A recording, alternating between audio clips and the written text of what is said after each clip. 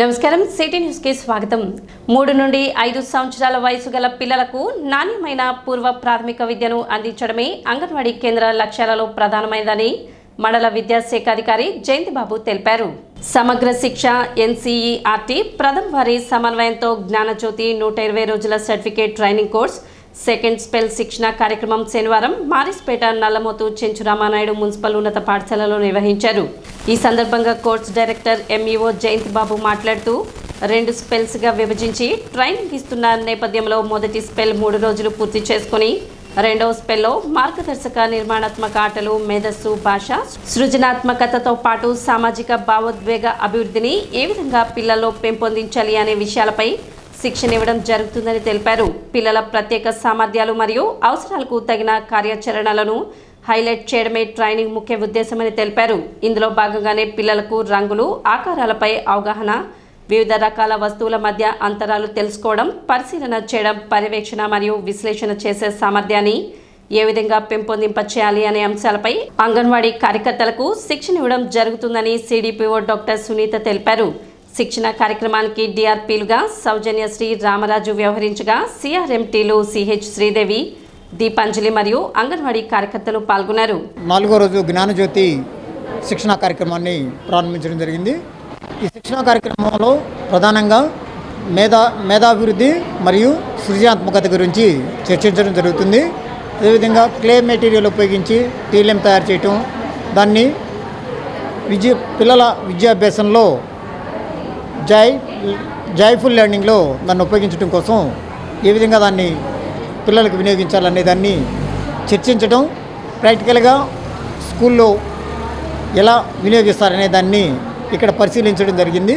ఇక్కడ నేర్చుకున్నటువంటి అంశాలను తమ పాఠశాలలో ఉపయోగించి విద్యార్థుల యొక్క అభివృద్ధికి దోహదం చేయవలసిందిగా కోరుతున్నాం. Thank you. అంగన్వాడీ కార్యకర్తలకు జ్ఞానజ్యోతి ట్రైనింగ్లో భాగంగా 4వ రోజు ఈరోజు హోలిస్టిక్ డెవలప్మెంటు, పిల్లల్లో సమగ్రాభివృద్ధి ఎలా జరుగుతుంది, అదేవిధంగా టీఎల్ఎం టీచింగ్ లెర్నింగ్ మెటీరియల్ అనేది ఎలా తయారు చేయాలి, తయారు చేస్తూ దాని నుంచి ఎలా నేర్చుకోవాలి, తర్వాత కమ్యూనిటీ పార్టిసిపేషన్ అంటే లబ్ధిదారుల్ని కమ్యూనిటీని ఎట్లాగా ఇన్వాల్వ్ చేసుకుంటూ ఈ కార్యక్రమాలు అనేవి డెవలప్ చేయాలి అనేది ఈరోజు శిక్షణ యొక్క ముఖ్య ఉద్దేశము. గుంటూరు కృష్ణా ఉమ్మడి జిల్లాల ఎమ్మెల్సీ కూటమి అభ్యర్థి ఆల్పాటి రాజేంద్ర ప్రసాద్ని బలపరుస్తూ బ్రాహ్మణ విద్యావేత్తల సమావేశం నిర్వహిస్తున్నట్లు వేదిక్ బ్రాహ్మణ సేవా సమాఖ్య సభ్యులు తెలిపారు. 23వ తేదీ ఆదివారం మధ్యాహ్నం 3 గంటలకు నాజర్పేటలోని శ్రీ విద్యాశంకర భారతి నృసింహ సదనం నందు జరిగే ఈ ఆత్మీయ సమావేశానికి బ్రాహ్మణ విద్యావేత్తలు పాల్గొని జయప్రదం చేయాలని సమాఖ్య సభ్యులు కోరారు. 27/2/2025 తేదీన కృష్ణా జిల్లా, గుంటూరు జిల్లా ఎమ్మెల్సీ ఉమ్మడి అభ్యర్థిగా పోటీ చేయుచున్న శ్రీ ఆలపాటి రాజేంద్ర ప్రసాద్ గారితో తెనాలి, నాదరపేట, అనుగోలు వారి వీధిలో కల విద్యాశంకర భారతి నృసింహ సదనమునందు అవగాహన సదస్సు ఏర్పాటు చేయటం జరిగింది. ఈ కార్యక్రమానికి బ్రాహ్మణ సోదర సోదరీమణులందరూ రావాల్సిందిగా మరీ కోరుతున్నాము. 23/2/25 తేదీ అనగా ఆదివారం సాయంత్రం 3 గంటల నుండి ఆలపాటి రాజేంద్ర ప్రసాద్ గారితో బ్రాహ్మణ సోదర సోదరీమణులందరకు ఆత్మీయ సమావేశం జరుగుతుంది. కావున బ్రాహ్మణ సోదర సోదరీమణులందరూ విచ్చేయవలసిందిగా కోరుచున్నాము. ఆలపాటి రాజేంద్ర ప్రసాద్ గారు 23వ తారీఖు మన అనుగోలు వారి వీధిలో గల విద్యాశంకర భారతీ సదనమునకు విచ్చేసి పట్టభద్రుల నియోజకవర్గంలో బ్రాహ్మణ ఆత్మీయ సమావేశమునందు ప్రసంగించెదరు.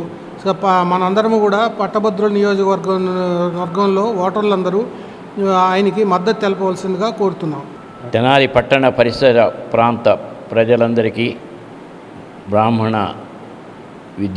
విద్యార్థికులకు, ఇతర విద్యార్థికులందరినీ మేము వేదిక బ్రాహ్మణ సేవా సమాఖ్య ఈ నెల 23వ తారీఖు ఆదివారం సాయంత్రం 3 గంటలకి గెట్ టుగెదర్ అందరం కలుద్దాం అనే కార్యక్రమం భాగంగా మిమ్మల్ని అందరినీ ఆహ్వానిస్తున్నాం. ఈ కార్యక్రమంలో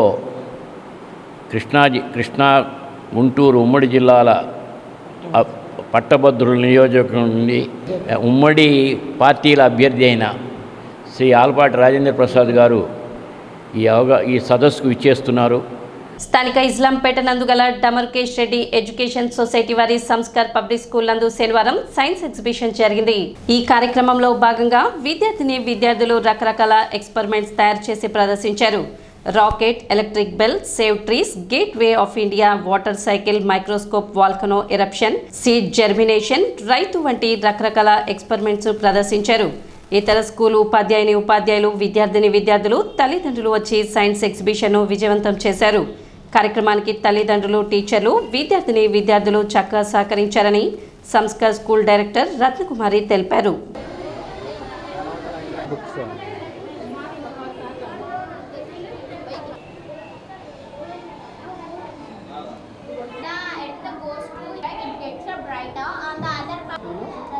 అందరికీ శుభోదయం. గౌరవనీయులైన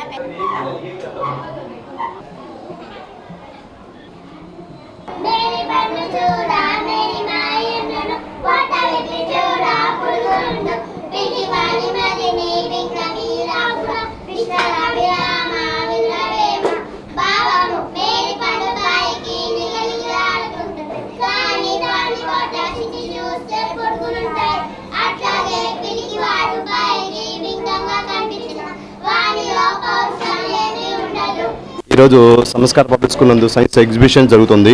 ఈ సైన్స్ ఎగ్జిబిషన్ నందు పిల్లల యొక్క నైపుణ్యము తీయడానికి వాళ్ళ యొక్క ప్రతిభా పాఠవాలు అందరికీ తెలియచేయాలనే ఉద్దేశంతో ఏర్పాటు చేశాము. గవర్నమెంట్ స్కూల్ నుంచి మన స్కూల్ నుంచి పిల్లలు కావచ్చు, టీచర్స్ కావచ్చు వచ్చి విజిట్ చేశారు. అదేవిధంగా నవోదయ స్కూల్ డైరెక్టర్ గారు, రోజరీ స్కూల్ డైరెక్టర్ గారు, లిటిల్ హార్ట్ స్కూల్ డైరెక్టర్ గారు, అదేవిధంగా సెయింట్ పాల్ స్కూల్ డైరెక్టర్ గారు వీళ్ళందరూ వచ్చి మన స్కూల్ పిల్లలను ఆశీర్వదించారు. వాళ్ళకి ఎక్స్పెరిమెంట్ తయారు చేయడం కోసం చాలా విధంగా కష్టపడ్డారు. దానికి పేరెంట్స్ కూడా చాలా సహాయ సహకారాలు ఇచ్చారు. ఈ కార్యక్రమం ఇంత విజయవంతం కావడానికి మా విద్యార్థులు అదేవిధంగా మా పేరెంట్స్ వాళ్ళందరికీ పేరున ధన్యవాదాలు తెలియజేసుకున్నాము. I am studying 4th class in Samaskar Public School. Now I am saying about seed germination. A seed grown into a plant is known as germination. A seed has 3 major parts. Seed coat, which is the outer layer. Inside a baby plant is called an embryo. And a shrub is called cartilage. It contains food for a baby plant. A seed needs proper sunlight, water and soft soil to grow. Put from the cartilage and begin up to grow into a baby plant. Few days later, we can see a small root growing downwards inside a soil. The last step of seed germination, the seed cell begins to grow upwards and gives rise to seed leaves. By this time, the cartilage has finished its work and falls down on tiny leaves. Take the own plant with the help of photosynthesis. The slow process of this single seed growing into a plant is called a germination of a seed. This is a tiny plant. This is a germination cloud. సమస్యల పరిష్కారం కోరుతూ మార్చి 23, 24 తేదీలలో జరిగే సమ్మెను జయప్రదం చేయాలని కోరుతూ United forum of bank union ఆధ్వర్యంలో ధర్నా నిర్వహించారు. పట్టణ గాంధీ చౌక్లోని ఎస్బీఐ రీజనల్ కార్యాలయం ఎదుట నినాదాలు చేస్తూ నిరసన తెలిపారు.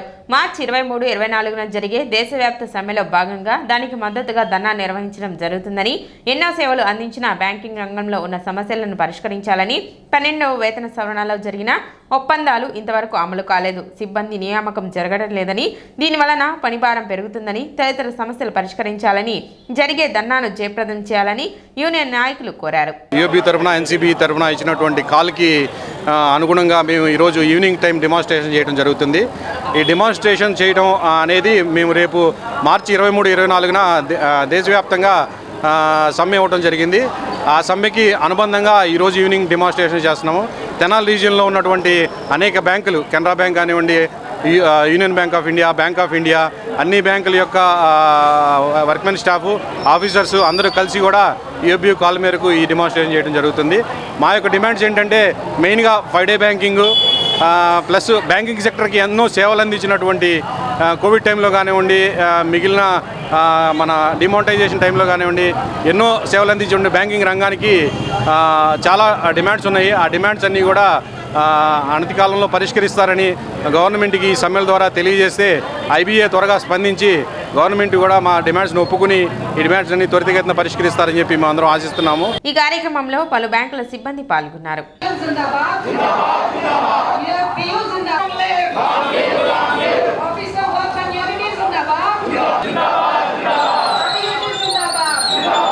నేను bank of India staff union తరఫున ఇక్కడ ఈరోజు సమ్మె చేయడానికి ఆఫ్టర్ వర్కింగ్ అవర్స్ నిరసన ప్రదర్శించడానికి వచ్చాము. మేజర్గా బ్యాంక్ స్టాఫ్ ఉద్యోగులు 12వ వేతన సవరణలో ఐబీఏతో ఏదైతే ఒప్పందాలు జరిగినాయో అవి ఈరోజు వరకు కార్యరూపం దాల్చలేదు.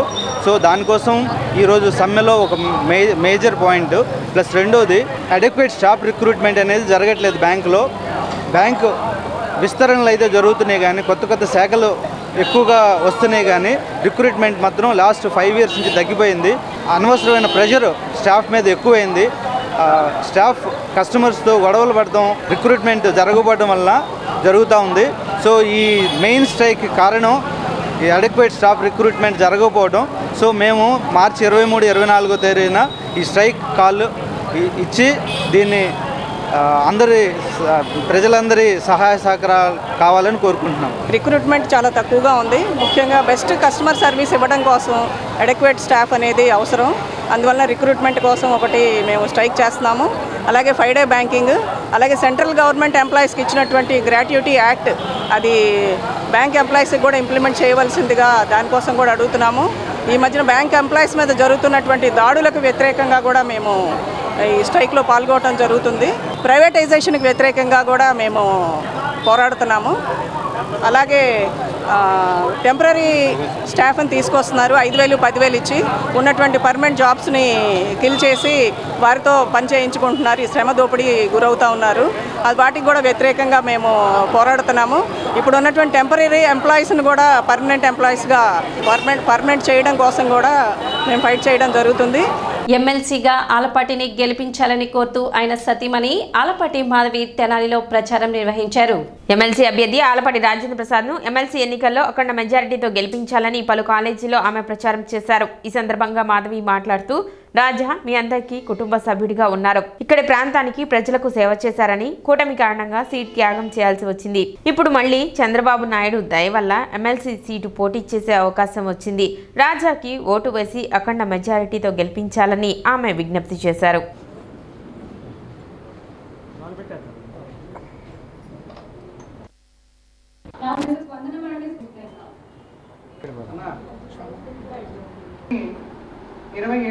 ఎమ్మెల్సీ నుంచి ఒక మాట ఏమైతే అందరికీ ఇక్కడ ఆ పెన్ను తీసుకొని ఆ పెన్నుకి వచ్చి మీరు ఇచ్చి పంచుకున్నటువంటి పరిస్థితి మనలో ఉంటుంది.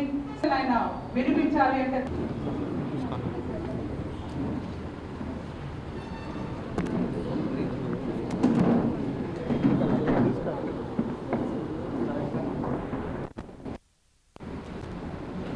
రాజప్రసాద్ గురించి నాకన్నా మీ అందరికీ బాగా తెలుసు.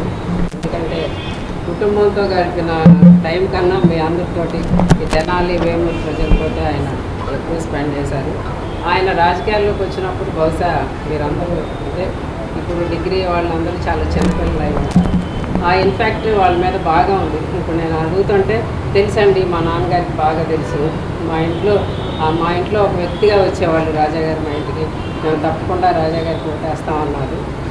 కాకపోతే ఏంటంటే మనం కూటమి ఏర్పాటు వల్ల మనం తెనాలి సీటు త్యాగం చేయాల్సి వచ్చింది. చంద్రబాబు నాయుడు గారి దయ వల్ల మళ్ళీ కూటమి దీనివల్ల మళ్ళీ మన అందరికీ అవకాశం వచ్చింది.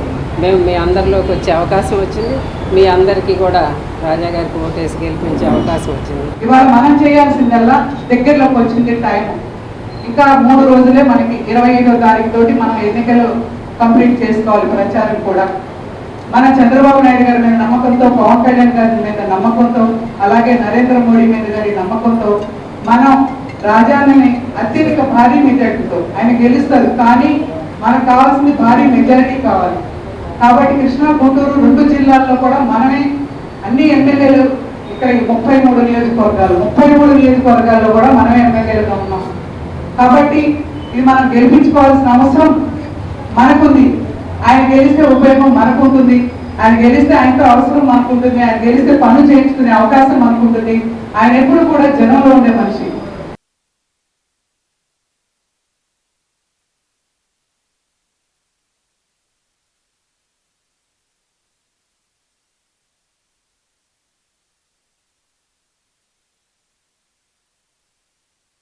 నిజంగా ఎలక్షన్ ఓడాడటం కన్నా నాకు కన్నుల పండగగా ఉంది. ఉమాగారు ఎప్పుడు పిలవాలి నన్ను ఏ ప్రోగ్రామ్ కూడా రమ్మని. చాలా సంతోషం అండి మీ అందరినీ చూస్తున్నందుకు. ముఖ్యంగా మనము కూటమి ప్రభుత్వం ఏర్పాటైనందుకు రాజా గారి తెనాలి సీటు త్యాగం చేయాల్సి వచ్చినప్పుడు నిజంగా మా అందరికన్నా మీరు చాలా బాధపడ్డారు. మా కుటుంబం కన్నా కూడా స్టాఫ్గా ఉమాగారు కానీ స్టాఫ్ కానీ అయ్యో ఇంత కష్టపడ్డాం చేయాల్సి వచ్చింది అని. దానికి ఇదిగా మరి చంద్రబాబు నాయుడు గారు కూటమి ప్రభుత్వం రాజా గారు 2 జిల్లాల్లో ఓట్లు వేయించుకునేలాగా మనకు 2 జిల్లాలంటే 33 నియోజకవర్గాల వాళ్ళు ఆయనకు ఓటు చేసే అవకాశం ఇచ్చారు. దానికి మనం అందరం చాలా గర్వపడుతున్నాం. మనందరం ఈ అవకాశాన్ని వినియోగించుకొని ఆయనకు మనం ఇంకా భారీ మెజార్టీ తెప్పించి ఆయన ఇదేంటో మనం చూపించాలి తప్పకుండా. వేమూరు కానీ తెనాలి కానీ ఫోన్ చేస్తూ ఉంటే ఓటర్స్కి వాళ్ళు ముఖ్యంగా వేమూరు ఓట్లు ఉన్న వాళ్ళకి కాల్ చేస్తూ ఉంటే మేము హైదరాబాద్లో ఉన్నాం, మేము బెంగళూరులో ఉన్నాం, మేము రిజర్వేషన్ చేయించుకున్నాం. రాజా గారు మా చిన్నప్పుడు మా ఇంటికి వచ్చేవారు, మా నాన్నగారికి బాగా తెలుసు. మా ఇంటికి వచ్చి కాసేపు కూర్చునేవారు. మా పెళ్ళికి వచ్చారు, మా ఇంట్లో కుటుంబ సభ్యులుగా ఉన్నారు. ఇవన్నీ వింటంటే నాకు నిజంగా నేను ఇంట్లో సతాయించే మనిషి నేను ఇంత అభిమానం తెనాలి వేమూరు ప్రజల్లో ఎంత అభిమానం పంచుకున్నారు ఈయన. ఎందుకంటే మా ఇంట్లో కన్నా ఇక్కడ ఎక్కువ స్పెండ్ చేశారు తెనాలిలో కానీ వేమూరులో కానీ. దానికి నాకు చాలా ఆనందంగా ఉంది. అందుకే మీరందరూ అంటే మండలి గురించి ఓటు వేసే విధానం గురించి సారు వందన గారు మీకు ఎక్స్ప్లెయిన్ చేశారు. నేను మీ కుటుంబ సభ్యురాలుగా ఎన్ఆర్ఐ కుటుంబ సభ్యురాలుగా మీ అందరినీ రిక్వెస్ట్ సార్ తరఫున నేను వచ్చాను అనుకోని రిక్వెస్ట్ అనుకోండి మీరు తప్పకుండా భారీ మెజార్టీతో మీ అందరికీ మీ చుట్టుపక్కల చెప్పి మన సార్ గెలవాలని పట్టుదల మీలో ఉండాలని కోరుకుంటున్నాను.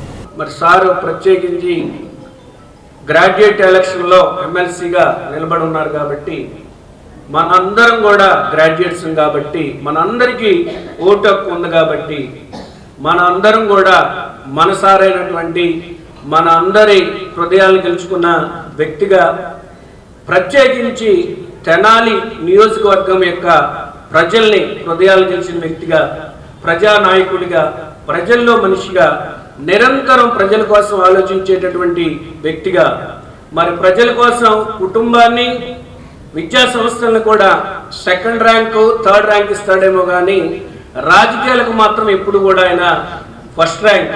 ఎందుకంటే అంత ప్రయారిటీ ఇచ్చేటటువంటి వ్యక్తిగా నేను గత 15 సంవత్సరాలుగా సార్తోనే ఉన్నాను, సార్తోనే నడుస్తున్నాను. మరి దగ్గరుండి చూసినటువంటి వ్యక్తిగా మరి మన అందరం కూడా మరి ఈరోజు సపోర్ట్ చేయాల్సినటువంటి సందర్భం వచ్చింది కాబట్టి మీ అందరి తరఫున కూడా మేడం గారికి మన స్టాఫ్ అందరూ ఒకే వ్యక్తిగా మరి సార్ని సపోర్ట్ చేస్తారని చెప్పి ఆశిస్తూ సిటీ న్యూస్ ఇంతటితో సమాప్తం. నమస్కారం.